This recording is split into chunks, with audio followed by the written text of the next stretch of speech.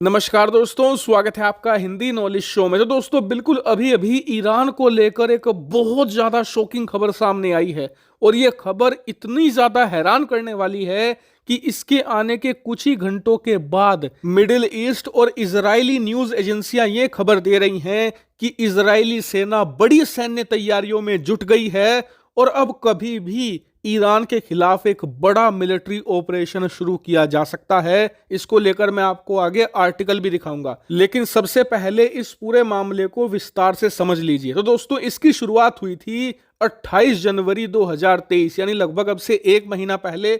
मैंने आपको इसी दिन खबर दी थी कि इजराइल ने ईरान के अलग अलग सैन्य बेस पर अलग अलग शहरों में बड़ी ड्रोन स्ट्राइक करी है और इसमें ईरान का भयंकर नुकसान हुआ है। इतना ही नहीं, इसके बाद जो मिडिल ईस्ट की न्यूज एजेंसियां थी उन्होंने ये भी रिपोर्ट दी कि नुकसान इतना ज्यादा बड़ा हुआ है ईरान को कि जो ईरान का न्यूक्लियर प्रोग्राम है, परमाणु बम बनाने का जो प्रोग्राम है, वो कम से कम 1 से लेकर 1.5 साल डिले हो चुका है। लेकिन फिर अब से एक हफ्ता पहले खबर निकलकर सामने आई कि ईरान को उन हमलों में ज्यादा नुकसान नहीं हुआ था, क्योंकि ईरान ने कुछ समय पहले ही इजरायली वायुसेना की एयर स्ट्राइक से बचने के लिए परमाणु हथियार बनाने के काम को अंडरग्राउंड कर दिया है। मतलब कि बहुत सारे जो बंकर हैं, सुरंगें हैं, उसमें शिफ्ट कर दिया है। और इसके ईरान को 2 बड़े फायदे मिले। पहला तो ये कि अंडरग्राउंड होने की वजह से जो सैटेलाइट होती हैं, ड्रोन होते हैं या लड़ाकू विमान होते हैं, वो देख नहीं पाते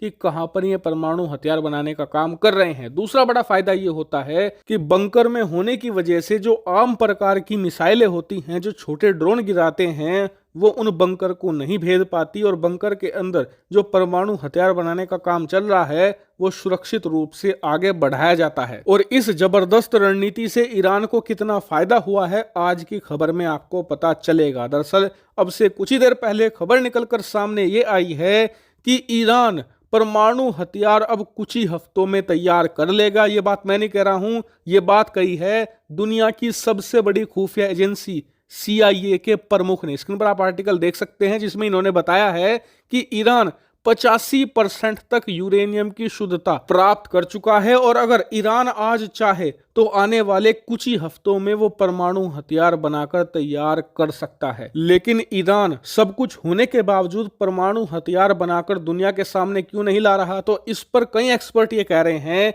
कि ईरान का इसके पीछे मकसद ये है कि पहले अपने घरेलू हालात ठीक कर लिए जाएं, क्योंकि इस समय पूरे ईरान में अब भी जोरदार प्रदर्शन हो रहे हैं। ईरान के अंदर घरेलू हालात ठीक नहीं हैं। वहीं ईरान की जो सरकार है और ईरान के जो सुप्रीम लीडर हैं अयतुल्ला खुमनेई, उनके खिलाफ आम जनता में भारी क्रोध है और इस बात का फायदा अमेरिका और उसके साथी देश उठा सकते हैं। वो कैसे? मान लीजिए ईरान ये अनाउंस करता है कि हमने परमाणु हथियार तैयार कर लिया है, तो इसके सीधे बाद इजराइल और अमेरिका करेंगे जबरदस्त अटैक करेंगे तो आम जनता उनका साथ देगी, क्योंकि वो सरकार और सुप्रीम लीडर के खिलाफ हैं।